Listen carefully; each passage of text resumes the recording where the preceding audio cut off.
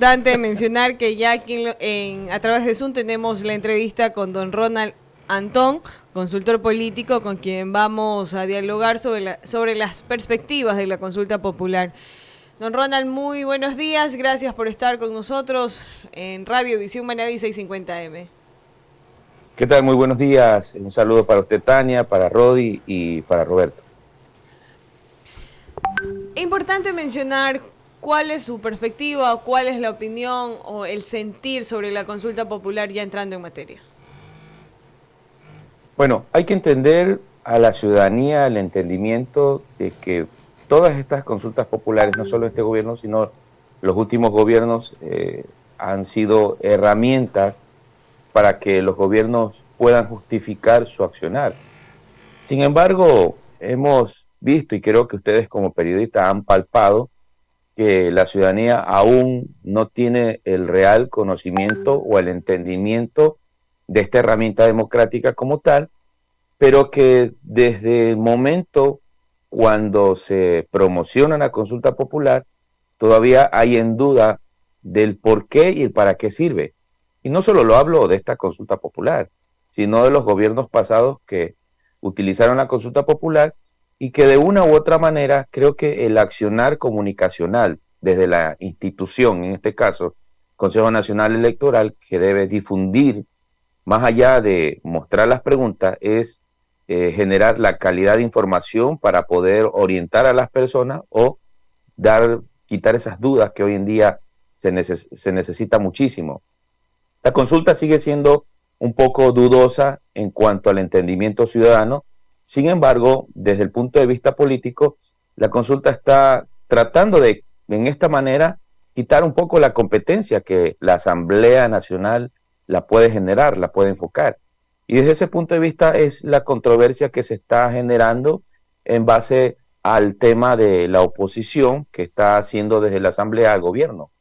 Lo que me parece que desde el punto de vista, y ya hablando en el plano económico, la consulta popular debería ser una consulta alternativa para resolver otros problemas mucho más importantes que se están generando, sobre todo que ha habido modificaciones de la pregunta y todo lo demás. Pero más aún de eso, la consulta popular debería ser una ventana abierta o la puerta abierta para que organizaciones sociales, gremiales y civiles presenten propuestas para poder generar una consulta popular que pueda ser empoderada en la ciudadanía. 8 de la mañana con 7 minutos en realidad. Acá hay muchas cosas que comprender en el tema político y cada día las personas pues nos llevamos a veces una sorpresa, tanto del lado positivo como negativo de un funcionario ya cuando está en plena ejecución de su mandato.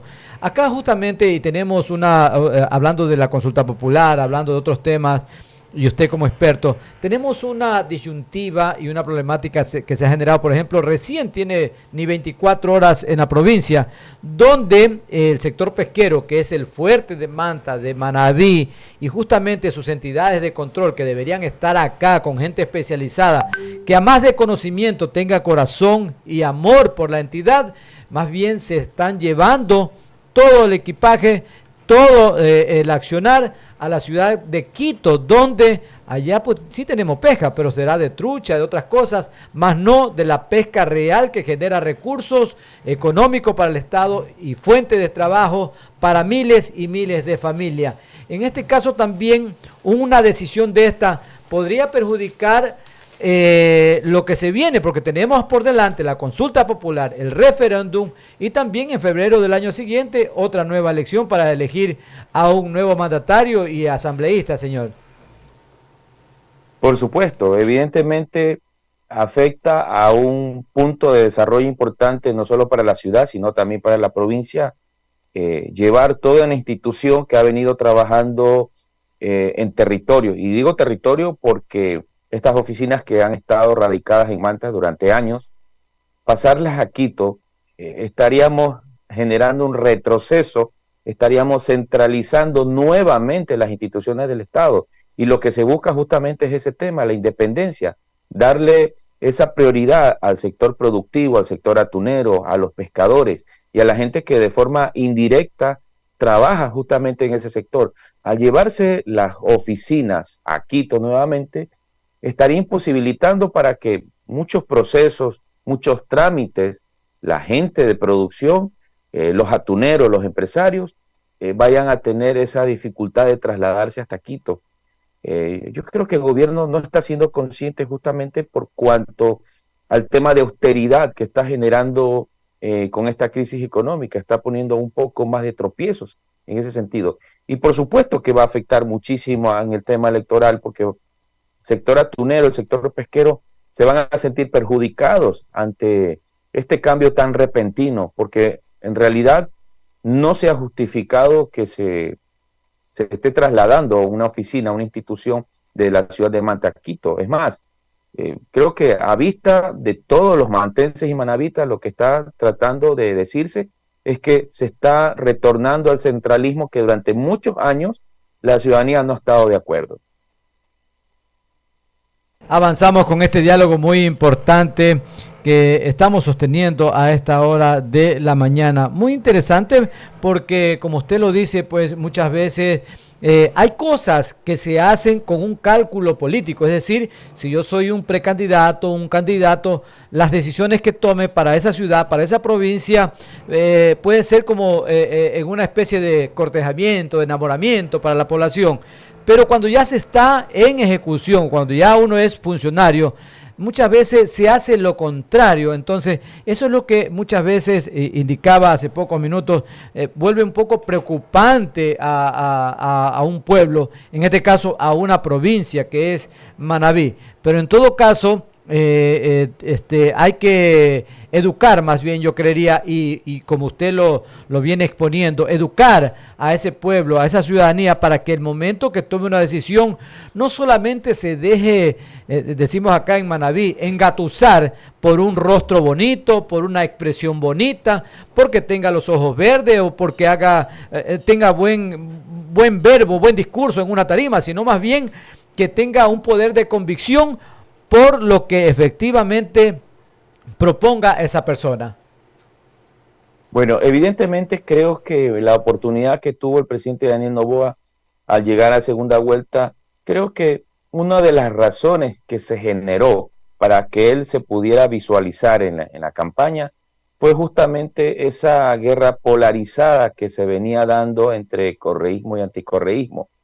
Al ver una persona alejada de esa contienda política, la ciudadanía, pues desde el punto de vista en apariencia, vio un candidato que no estaba en esa guerra, que no estaba en esa polaridad, pero que al fin del caso vemos esos protagonismos, pero no analizamos los verdaderos perfiles, sus verdaderas propuestas de campaña, y sobre todo que hasta el día de hoy, pues la ciudadanía está en plena libertad de cuestionar si el presidente está generando las propuestas de campañas que solicitó.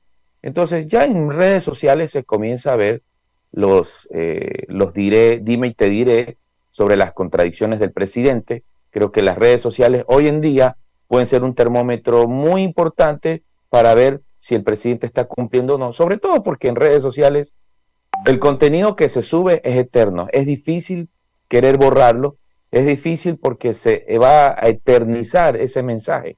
Y eso puede ser contradictorio para una campaña de reelección, porque al fin y al cabo él ya no es un candidato nuevo, ya es el presidente de la República, y como tal, todo el accionar, toda la gestión que genere como gobierno, tendrá que pensar si en realidad, primero, le sirve como una propuesta, plataforma para su reelección. Y segundo, si esas gestiones generan un beneficio a la ciudadanía ecuatoriana, cosa que, bueno, creo que eso quedará en cada uno de los ciudadanos cuestionar o no si el accionar del presidente en estos pocos 100 días, pasados de 100 días de su gestión, se ha hecho de forma correcta y si en realidad no se ha contradecido en cuanto a los principios que él ha promulgado en campaña. Entonces creo que la ciudadanía con el tema de las redes sociales está en un estado libre y democrático donde se puede cuestionar y criticar al presidente tanto para bien como para mal. Tom, buenos días. Les saluda Roberto Reyes Cereño desde los estudios de Radiovisión.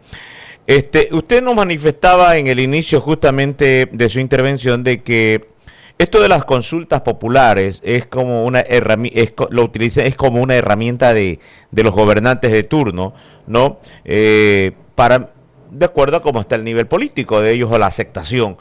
Pero hay ocasiones en que los gobiernos de turno, no sé si se equivocan en la elaboración de la pregunta o a quién debe de preguntarse, porque salen con malos réditos de una popularidad. Ejemplo, hay muchos, pero yo, por ejemplo, quiero en lo del gobierno anterior del señor Guillermo Lasso, cuando hizo una consulta de si se seguía extrayendo o no el petróleo en el ITT, en la Amazonía, que debió hacerse justamente allá y no acá, que casi la mayoría no conocíamos o no conoce la ciudadanía ecuatoriana. Entonces deben ser bien dirigidas, deben ir bien puntualizados los temas a tratar dentro o a la consulta que se le haga a los habitantes ecuatorianos, mi estimado don Ronald. Ronald Antón.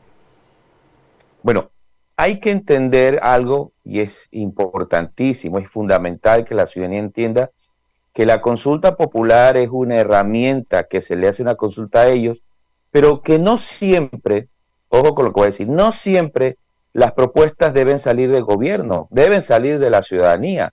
Por eso la misma palabra dice consulta popular, porque es el único mecanismo donde la ciudadanía puede decir, puede cambiar, puede dictaminar mediante su voto y tratar de enmendar algo que a lo mejor por conflictos no lo ha podido hacer judicatura, no lo ha podido hacer la asamblea o el mismo gobierno por tener intereses de conflicto no lo ha podido hacer. Entonces, una consulta popular se genera legitimidad cuando las propuestas son planteadas, repito, organizaciones civiles, organizaciones sociales, organizaciones gremiales, sindicales, en este caso el tema de los pescadores con el problema que se está haciendo, ellos pueden presentar una propuesta y decir, queremos una consulta popular para ver si el Ecuador acepta o no, que no se reste una institución pública justamente de la costa, llevarla a la sierra, es algo, por decirlo así, ilógico. Entonces, la legitimidad de una consulta popular no solo por la propuesta de gobierno, sino lo que la ciudadanía debe plantearle a la misma ciudadanía. Recordemos que gobierno al hacer esta consulta entraría como una acción rectora, pero no ejecutora, porque la ejecución de la decisión es el voto de la ciudadanía. Entonces, yo considero que todavía la herramienta de la consulta popular, los gobiernos los están utilizando más allá de ese termómetro político que se pueda generar, están tratando de justificar su accionar como gestión. Pero más allá de ese tema, es una consulta que hoy en día la Asamblea Nacional puede legislar. Claro, a lo mejor el gobierno está interpretando de que si estas preguntas se hubieran manejado desde la Asamblea Nacional, podría haber intereses de conflicto como lo hizo en el gobierno anterior del presidente Guillermo Lasso. Se generaron intereses de conflicto donde estuvieron un año, no meses, un año, estuvieron legislando en contra y a favor en un vaivén de intereses que lamentablemente no resolvió. Y bueno, los plenos poderes y las facultades del presidente trató de generar algunas gestiones. Ya vimos el tema de la muerte cruzada, vimos el tema de la consulta. Entonces, por un lado, creo que el gobierno trata de defender justamente esa postura de que la consulta no se la debe tocar. Pero más allá de que no se la debe tocar para el tema de manipulación, es que debe ser una consulta popular participativa, que debe venir justamente de la ciudadanía. La consulta que está por venir y que se la va a realizar próximamente, ¿usted cree que las preguntas que ha elaborado y ha enviado para la aprobación respectiva el gobierno del señor Daniel Noboa son las más apropiadas? ¿Hay que incluir alguna otra o sacar alguna otra que de pronto puede estar ya dentro de lo que se aprobó anteriormente a través de la Asamblea? Mire, yo creo que faltan preguntas muy importantes en base al tema económico. Al pueblo tienen que consultarle si en realidad gobierno está dispuesto a generar austeridad política. El gobierno está generando impuestos, la subida del IVA y algunas otras cosas, está reduciendo presupuestos de universidades, hospitales, pero no hay ese balance. El gobierno no está haciendo austeridad política, está restando presupuestos que son justamente para el tema del gasto público, de la inversión social, en el tema de medicina para los hospitales, en el tema de presupuesto para las universidades, etcétera, etcétera. Entonces, yo sí creo que uno de los mecanismos que la ciudadanía debe aportar, debe presentar, es para que se genere una verdadera austeridad política de gobierno. Si gobierno está realizando o no esa austeridad, si se arriman el hombro. Este es un tema con sentido común y que realmente la ciudadanía se siente un poco preocupado por el tema de la cuestión económica que ya en estos días se está sintiendo porque los nuevos precios ya comenzaron a circular. Entonces, creo que es necesario que el gobierno entienda de que una consulta popular no es una sola herramienta para consultar, sino para mediar y buscar soluciones, no solo en materia de seguridad, sino en muchos ámbitos que se pueda dar. Y sobre todo hay algo muy importante, es la debida orientación y educación a la ciudadanía. Bueno, tal vez en esta consulta no tanto, pero en otras consultas populares habían preguntas rebuscadas con terminología que muchos de los ciudadanos no entendían, o un sistema sintáctico muy complejo para el entendimiento de las personas que no les interesa la política, que a lo mejor no les gusta leer, y eso es lo que también dificultaba un poco esa confusión. Entonces es importantísimo tomar en cuenta el ejemplo del Yasuní TT, que creo que es un ejemplo claro, donde muchos decían, quieren explotar a Yasuní porque en realidad necesitamos recursos para poder solventar la crisis económica. Pero mucha gente en su confusión votaban por el no, otros votaban por el sí. Entonces yo sí creo que es una tarea del Consejo Nacional Electoral buscar las claves exactas para que estas preguntas sean claras. Señalaba algo importante y expresaba lo dicho anteriormente y lo que conocemos a nivel del país, la austeridad que vive el Ecuador y con todas las situaciones que se vienen generando y se van a ir generando con la subida del alza del IVA, ¿no? Con el 15%. Y el poco tiempo que tiene este gobierno, porque es un gobierno que tiene que culminar el periodo para el cual fue electo en primera instancia el gobierno de Guillermo Lasso, pero por la muerte cruzada no le permite gobernar al actual presidente 4 años. Con la austeridad y con ese poco tiempo que tiene el gobierno, es propicio una consulta donde está costando 60 millones de dólares.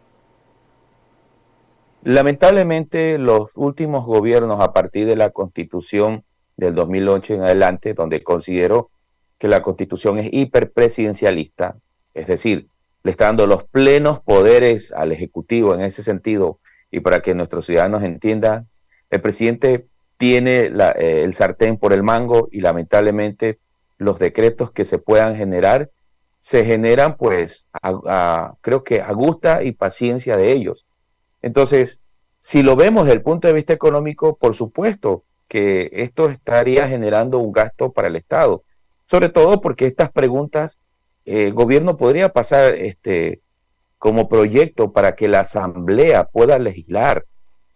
Y creo que nos estaríamos ahorrando alrededor de 60 millones de dólares, lo que hoy día se necesita para pago de municipios, para pago de prefectura, para pago de instituciones públicas al servicio de la ciudadanía, como los mismos hospitales, registro civil, etcétera, etcétera. Entonces yo creo, repito, creo que esto no es un tema de generar justicia política, sino una justicia administrativa. Lo que necesitamos ahora no solo es reactivar la economía con este tema del alza de impuestos, que a lo mejor desde ese punto de vista el gobierno está intentando interpretar de una manera diferente, pero creo que no está siendo empático con la ciudadanía a la subida de impuestos. Y esto no quiere decir que esto es malo, al contrario. Yo creo que el Ecuador ha sido uno de los pocos países que ha tenido con menos control tributario en Latinoamérica, comparado a Colombia, comparado a Argentina, a Chile, donde son países que tienen una capacidad tributaria pasada del 60%, y lo que Ecuador llega solo a un 25-30%, si no me equivoco la cifra. Entonces yo sí creo que es necesario que con la subida del impuesto, es necesario que la ciudadanía aproveche, no solo la subida del impuesto, aproveche la cultura tributaria a que comience a generar tributos, así mismo como se les va a cobrar el alza del impuesto, que la gente comience a hacer sus declaraciones, que a lo mejor de una u otra manera se pueda generar un control del Estado. Voy a poner un ejemplo sencillo. Hay personas que cuando van al comisariato y a lo mejor por la compra de víveres de menos de $10 no facturan. Entonces es importantísimo que los ciudadanos, a pesar de que no tengan control, es necesario que ingresen sus datos para la facturación, porque eso le está ayudando al país a cómo poder reactivar esa cultura tributaria que necesitamos. Y si Ecuador quiere salir de este hueco fiscal, yo creo que también es importante y necesario que la ciudadanía ponga también de su parte. Don Ronald Antón, que el incremento del IVA del 12 al 15% para, dice, solventar los gastos que genera este estado de excepción y la conmoción interna en el país, ¿era lo más apropiado o se debió de buscar otras alternativas para cumplir con esta situación de los gastos? Mire, en algún momento varias entrevistas, no sé si aquí también en episodios pasados me hicieron la pregunta. Lo primero digo que fue tardío la acción que el gobierno hizo sacar a los militares. Eso debió haberlo hecho desde que él inició su gobierno en el 2023. Segundo, hay rubros importantes que la ciudadanía debe saber, que nuestro país es dependiente del petróleo y como tal, creo que el gobierno debió hacer los ajustes necesarios. Creo que es injusto desde el punto de vista económico que el problema de la inseguridad que se esté generando se le esté cargando a la ciudadanía con la subida del impuesto. Sin embargo, repito, es una oportunidad para que la gente comience a educarse con el tema de costos, con el tema de tributación, pero sin embargo, este tema no ha habido tanta mejoría como tal. Seguimos viendo muertos, seguimos viendo actos violentos. Es más, en este gobierno, por decirle ahora, solo en el distrito San Borondón, Guayaquil, según los datos del ECU 911, aumentó el 400% de robos, extorsiones y secuestro express, que ni siquiera el gobierno anterior de Lazo lo tenía. Entonces yo creo que es importante analizar esa data hasta dónde se pueda generar este tema. Creo que el ejército ha hecho su labor hasta donde más puede, pero esto no solo es de sacar al ejército a las calles. Yo creo que esto se necesita un poco más de inteligencia, esto se necesita bloquear una serie de modos operandi que pues los grupos delictivos todavía están operando. Entonces creo que la solución no es sacar al ejército. La solución también, más allá de este tema de brindar seguridad, es también que el gobierno debe comprometerse con la parte social, la reinserción en muchos programas educativos, sociales, que hoy en día, lamentablemente, los jóvenes están inmersos en el ocio y en la delincuencia. Voy a poner un ejemplo sencillo, y yo he venido criticando que hace muchos años atrás los gobiernos no han implementado los famosos programas educativos en las instituciones educativas.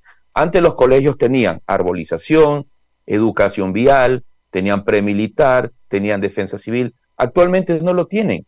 Entonces, ¿cómo nosotros podemos contrarrestar ese índice de delincuencia donde hemos visto que la mayoría de jóvenes que salen a delinquir es justamente por falta de oportunidades, por falta de ocio? Yo sí creo que el gobierno debe comenzar a implementar todos esos programas que se han quitado de las instituciones educativas y sobre todo darle esa actividad a estas instituciones como les había mencionado, Defensa Civil, Cuerpo Bombero, los de tránsito, el ejército, en que tengan una especie de contribución, responsabilidad social con las instituciones educativas. Yo creo que el país no se cambia contra más bala y más seguridad. Creo que se cambia también haciendo una corrección en el sistema educativo que hoy en día lo necesitamos. Ha habido muchísimos casos donde ha habido denuncias de amenazas a estudiantes y también a profesores en unidades educativas justamente por el microtráfico de drogas.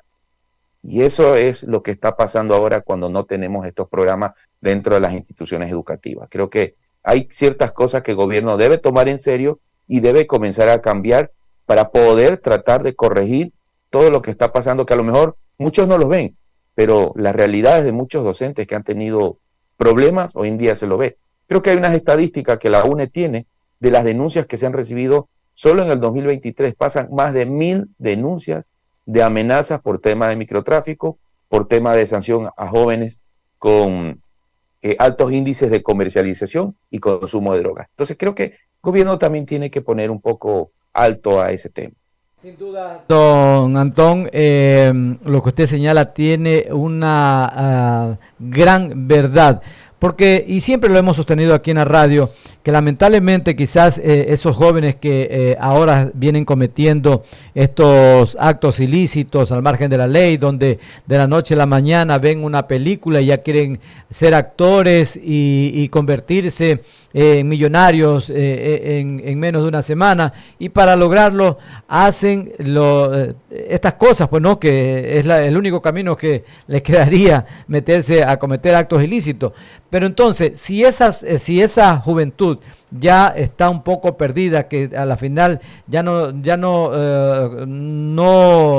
quisiera volver pues a los caminos del bien, pero salvemos las siguientes generaciones, esa niñez, esa adolescencia Por que viene supuesto. atrás, es donde tiene que invertirse con planes de educativos y de desarrollo en general, la alimentación, es decir, todo lo complementario para que esos niños de hoy, del hoy, que tienen 8, 10 años, no sean los delincuentes después de otros 5 o 8 años más. Entonces, hacia allá hay que enfocarse aquello. Y esa es una pregunta. La otra es que el presidente ha dicho que, y todos entendemos que en 6 meses, un año o año y medio, que es su mandato, no va a poder corregir todo aquello. Pero también hay algunos comentarios que dicen, bueno, arrancó como un Ferrari, pero ahora está corriendo a la velocidad de un Suzuki. Bueno, creo que entre las expectativas y la realidad son dos grandes diferencias que podemos encontrar. Entiendo que el presidente tiene la intención para poder resolver los problemas del país. Sin embargo, creo que aún le falta un poco de orientación en cuanto al tema de administración pública.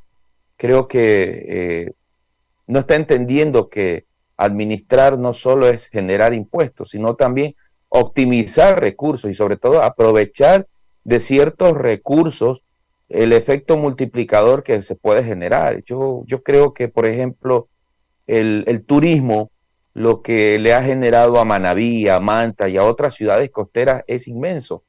Pero creo que no está entendiendo al aumentar más días del estado de excepción. Yo creo que eso también pone en alerta, también pone un poco preocupado sobre todo al sector turístico. O sea, hay países donde, qué sé yo, las 24 horas del día, los 7 días de la semana, tienen ejército y seguridad afuera, y aún así son turísticos. Entonces yo creo que ese concepto hay que entender que el estado de excepción no soluciona nada. Lo que está haciendo más bien es deteniendo un poco al tema del turismo, la gente que a lo mejor quiera divertirse, la gente que quiera salir a pasear con su familia.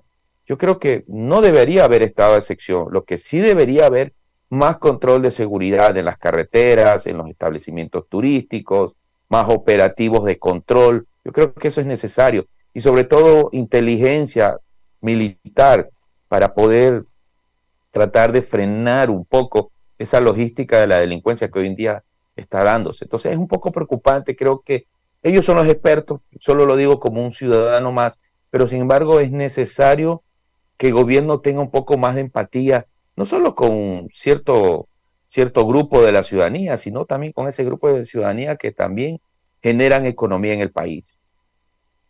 Perfecto, don Robert. Entonces hemos llegado a la parte final de este diálogo muy importante y esperemos seguir conversando, que usted nos brinde esa oportunidad de tener esas opiniones, sobre todo de personas que más allá de difundir, ¿no?, una posición, es en base a conocimiento y a estudios, porque para llegar a este sitial pues necesita de mucho análisis de la historia, de lo que ha venido pasando en anteriores gobiernos, para justamente exponerlo ahora, reflejar aquello, y lo que se busca es no cometer los mismos errores que lamentablemente se siguen dando en el país, porque ahí es cuando dicen no sabemos cómo entendernos, porque cuando llega una persona un poco debilitada con sus añitos, no, ya este presidente ya los años ya está demasiado viejo. Llega un joven, no, que a este le falta experiencia, que por aquí, que por allá. Es decir, le buscamos mil y un pretexto a lo que ellos puedan ejercer, ¿no? Pero en todo caso, lo que se busca es aquello, difundir todas estas cosas, que lo conozcan, que lo sepan tanto los dignatarios como también el pueblo manabita y ecuatoriano, para que ninguno de los dos se sienta con un cargo de conciencia posteriormente, es decir, no, yo estoy arrepentido por haberle dado el voto a tal persona. Y al mismo tiempo, cuando ya se es presidente de la República, pues saber que hay pedidos específicos de los ecuatorianos para que cuando se tome una decisión, pues se la trate de hacer de la manera más correcta. Por supuesto, yo creo que uno de los elementos esenciales para mejorar la democracia es la cultura del ciudadano. Comenzar a tener noción de lo que es una democracia directa, a examinar un poco a los candidatos, examinar su historial, ver si en realidad es creíble lo que se dice o lo que no se dice del candidato, y sobre todo hacer un sujeto activo en el escrutinio público, es decir, los ciudadanos tienen todo el derecho de estar dentro de la opinión pública, cuestionando, criticando, motivando, mocionando y sobre todo también opinando en pro de bienestar de una nación, de un Estado.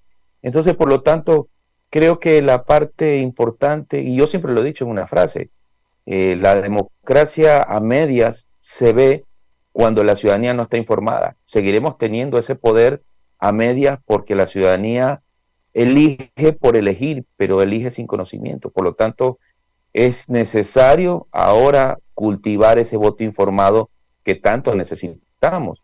Y creo que el ejemplo está claro con este tema de la consulta. Lamentablemente, creo que por factor tiempo y por factor presupuesto, no se está haciendo una campaña publicitaria de parte del Consejo Nacional Electoral, que son los únicos que deberían hacer la consulta popular. Ojo, la consulta popular es de interés netamente ciudadano, no debe ser político. Ni gobierno, ni oposición, ni los partidos políticos deben estar inmersos en una consulta de interés netamente ciudadano. Pero, lamentablemente, la terminología y las confusiones que se están generando está haciendo que la consulta popular estén participando todos los partidos políticos, uno por el sí y otro por el no, cuando debería haber ese respeto para que las personas elijan el sí o el no, dependiendo del entendimiento, a la reflexión y a los intereses propios de los ciudadanos, más no un tema político. Pero bueno, son temas que creo que la ciudadanía debe comenzar a madurar.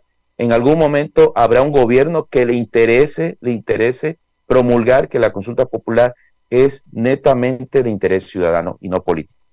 Muchísimas gracias, don Ronald Antón, por su perspectiva sobre la consulta popular. De mi parte, agradecerles por esta entrevista, las puertas abiertas para continuar analizando cada una de las preguntas, porque también sería importante realizarlo y entrar en cuáles serían los beneficios, qué cosas se pueden lograr o cuáles serían las contras.